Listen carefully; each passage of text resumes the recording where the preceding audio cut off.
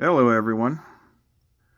Right now, I'd like to talk to you about some executive orders about federal workers and unions.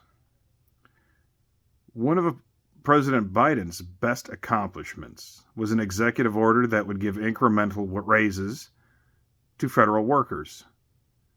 When he was in, I think it was about 15 an hour, and then he signed an executive order having incremental raises. Right now, it is at 1775.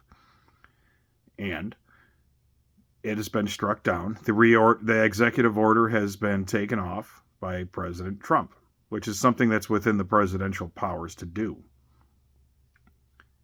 Another executive order was showing favoritism towards unions and towards companies with apprenticeship programs. So the pro-worker Donald Trump and the pro-working class Republican Party, well, that's like the millionth thing they've already done that's destroyed working class people and made it really harder to make money as a tradesman as well.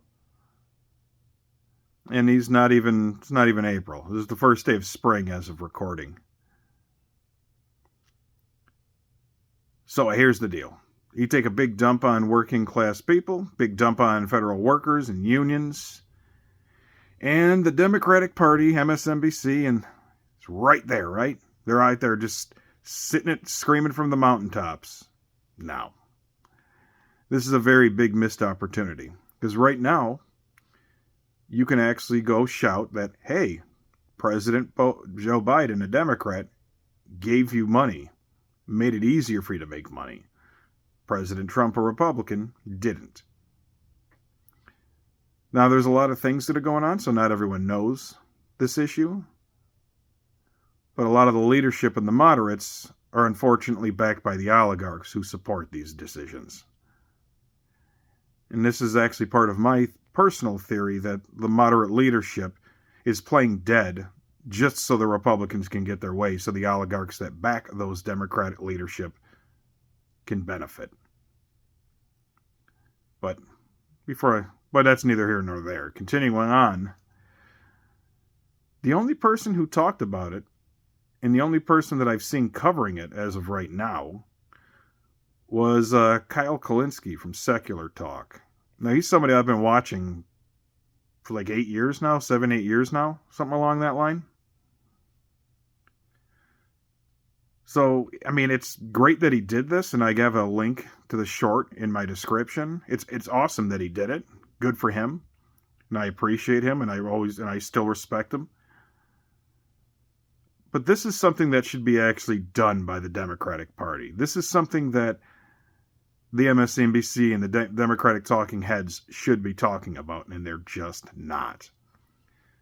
So this is one of the reasons why a lot of labor is against the Democratic Party, because even when the Republican does damage to them, they can at least make a PR spin about it and make it appear like they're working class.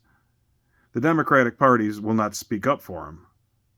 And when they do something about them, they keep it quiet so it doesn't bother their donors. And it puts them in, well, the situation we're in now.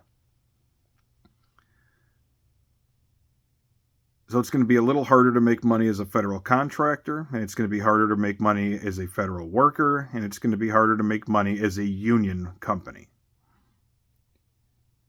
And it's crazy. Because not too long ago, 60% of the union workers, according to polls, voted for this stuff. And they're about to find it's going to be much more difficult to make money with cost going up.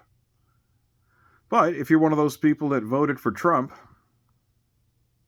well, think about all the benefits you're getting. Black people and women's information was removed from the Arlington website, so good for you on that. The DEI stuff is out. Good for that. That's. I guess you don't have to deal with that anymore. Transgender people can't really play in women's sports anymore. So I guess that's good for you. I guess they can't do that anymore. So I guess it's a win, right? Unfortunately, the oldest trick in the book to get people to vote against their interest is just to make them mad about somebody else. It used to be white supremacy. from like the 60s and prior. And when that started running dry, a lot of Christian groups started demonizing abortion. And that worked a little bit, and that's not working as much anymore now. So now they're demonizing trans people. It's just a nice vicious cycle that, unfortunately, no matter what you can do, people will always fall for it. So everyone just got to be careful out there. It's going to be harder to make money. It's going to be harder to provide for your family. It's going to be harder to maintain financial stability for the long term.